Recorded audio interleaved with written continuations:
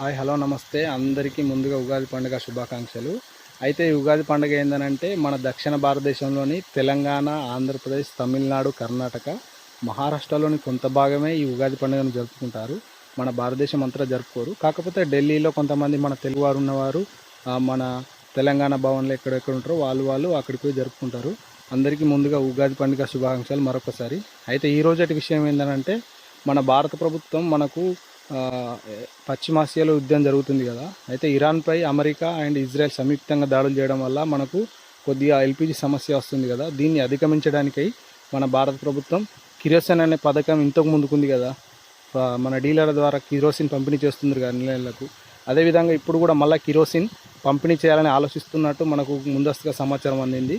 అయితే ఈ కిరోసిన్ ఏ విధంగా పంపిణీ చేస్తారు? రాష్ట్ర ప్రభుత్వాల ద్వారా పంపిణీ చేస్తారా, డైరెక్ట్ కేంద్ర ప్రభుత్వం పంపిణీ చేస్తుంది అనే విషయం ఇంకొక వారం 10 రోజుల్లో వాళ్ళు క్లియరెన్సీ పూర్తిగా డిసైడ్ అయినాకనే పంపిణీ చేస్తారు. అయితే రాష్ట్ర ప్రభుత్వాల ద్వారానే పంపిణీ చేస్తారనుకుంటున్నాం. మనకు అందించిన సమాచారం ప్రకారం రాష్ట్ర ప్రభుత్వాల ద్వారా అందిస్తే ఏ రాష్ట్రానికి ఎంతైతే కోటా వెళ్ళాలో ఆ రాష్ట్రానికి అంతైతే కోటా వెళ్ళి వాళ్ళే సప్లై చేస్తారు.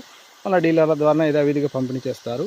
అయితే పశ్చిమాసియాలో ఇరాన్పై అమెరికా అండ్ ఇజ్రాయెల్ సంయుక్తంగా దాడి చేయడం ద్వారానే మనకు ఎల్పిజి కొద్దిగా సమస్య వస్తుంది. ఈ సమస్యను అధిగమించడానికై మన భారత ప్రభుత్వం ఈ నిర్ణయం తీసుకుంది. కానీ మన పొరుగు దేశమైన నేపాల్, బంగ్లాదేశ్ లాంటి దేశాల్లో పెట్రోల్ డీజిల్కే ఆ దేశాలు మేము భరించలేమని చేతులెత్తేసాయి. అదేవిధంగా హైపీచ్ రేట్లకు వెళ్ళిపోయిన ఆ దేశాల పెట్రోల్ డీజిల్.